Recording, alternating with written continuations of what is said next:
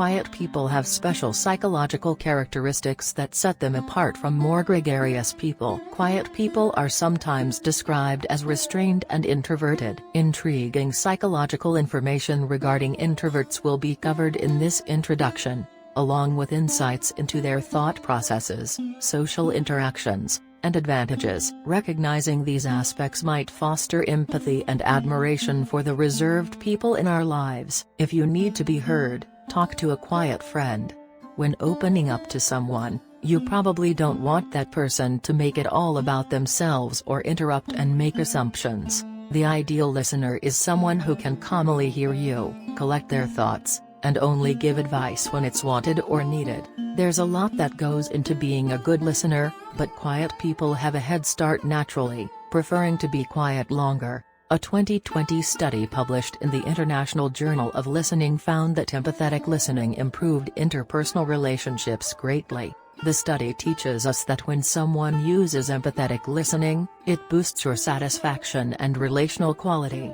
Basically, putting the time into listening to someone properly will reduce the chance of conflicts coming up later. Anyone can empathetically listen, but some might find it more difficult. When trying to listen, we tend to want to offer solutions and steer the conversation's direction. There should be two roles: a speaker and a listener. Quiet people are able to put aside their thoughts and often accept the role of the listener for as long as they have to.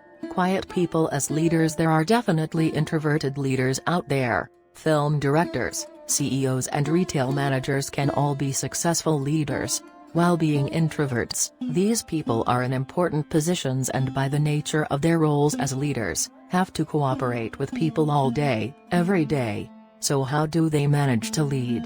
Despite seemingly not having ideal extroverted traits for leadership, it comes down to how they interact with the people they lead. An extroverted leader will take the reins and feel comfortable with telling people exactly what is required of them and delegating. An introverted leader is far more effective when working with passionate team members who have their own ideas. An introverted leader is able to understand and fully utilize their strengths and their team's strengths. This is why they're so effective in creative fields like film.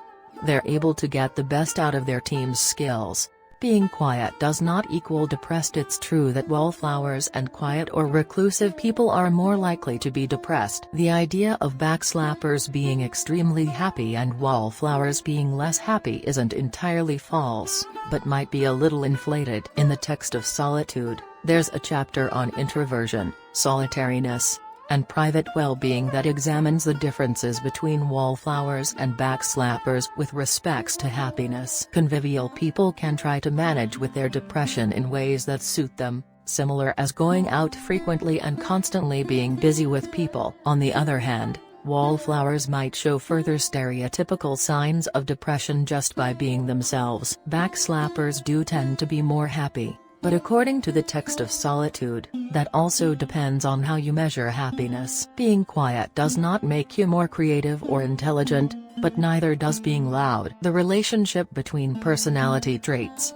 creativity, and intelligence is a subject that has been delivered relatively thoroughly. However, you might suppose of someone who's quiet or reticent, someone who's always deep in study and down from the crowd. If we imagine the kinds of people we suppose of as intelligent in pictures or videotape games, while this kind of archetype surely can live in real life, it presumably is not the maturity. It should be said that being quiet or being in wallflower does not innately make you more intelligent or more creative. In her 2007 discussion, psychologist Talan Anadu set up that there's a relationship between someone's creative capability and their intelligence. The traits set up in a person that's further creative and intelligent were the contrary of what you'd anticipate from the conceptions in pictures. They set up that threat-taking, prankishness, sense of humor, openness to new jests, freedom, Inflexibility and originality were all common amongst the further creative and intelligent individualities. But these traits do not inescapably describe a loud person. They might be more gregarious and have all of these traits and still be quiet. Effects similar as confidence and positive tone game feel to relate with lesser creativity. Other studies suggest that there's absolutely no correlation between creativity and personality traits, so take it all with a grain of swab.